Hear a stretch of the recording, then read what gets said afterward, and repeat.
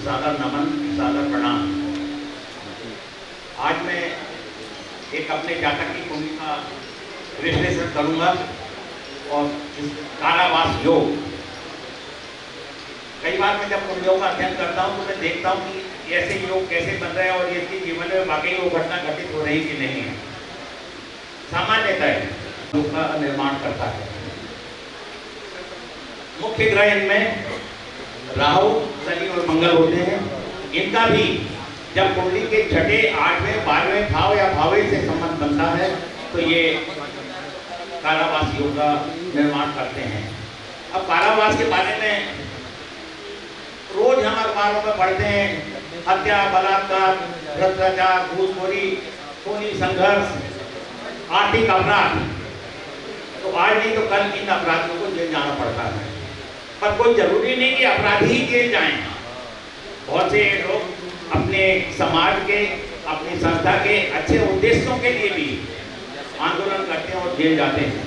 लेकिन कुछ लोग ऐसे भी हैं जो बिल्कुल निरपराध हैं और उन्हें झूठे आरोपों में, कानूनी झंझटों में फंसाकर जेल जाना पड़ता है। तो जब मेरा ये जातक, जिसकी भविष्यवाणी मैंने 3-4 साल पहले कर रखी थी कि आप जेल जाने के योग हैं, आपको नौकरी छूटने के योग हैं, तो जब वो जेल गए तो हमारे पास पत्नी आई, बोली अन्ना साहब देखिए, और उनको बताया था। अब मैं एक उदाहरण कुंडली प्रस्तुत कर रहा हूँ।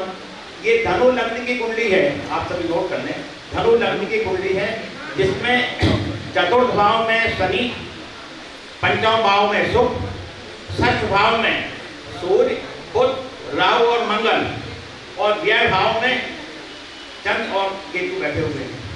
यदि हम इनका और नवाज कुंडली में ये लग्न नवाज कुंडली है तो इसमें जो ग्रह बैठे हुए हैं, बुध शनि है लग्न में है, चंद्र द्वितीय भाव में है, गुरु और राहु षष्ठ भाव में है, अष्टम भाव में मंगल,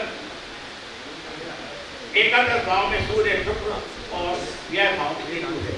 अब यदि हम इनका छोटा सा विश्लेषण करें तो अष्टमेश चंद्र व्यय भाव में है, अष्टम भाव व्यय भाव का संबंध, व्ययेश मंगल जो कि पंचमेश भी है वो षष्ठ भाव में बैठा हुआ है। एक तरफ तो ये विपरीत राजयोग भी बनाता है और दूसरी तरफ ये पंचम भाव का नुकसान भी करता है।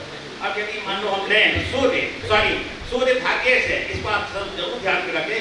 भाग्येश जब षष्ठ भाव में बैठता है तो भाग्य भंग का निर्माण भी करता है और वो राहु के साथ भी है और व्ययेश मंगल के साथ भी है। साथ साथ ये भी ध्यान रखें, बुध जो कि दशमेश है, दशमेश होकर षष्ठ भाव में बैठता है तो राजभंग योग बनाता है।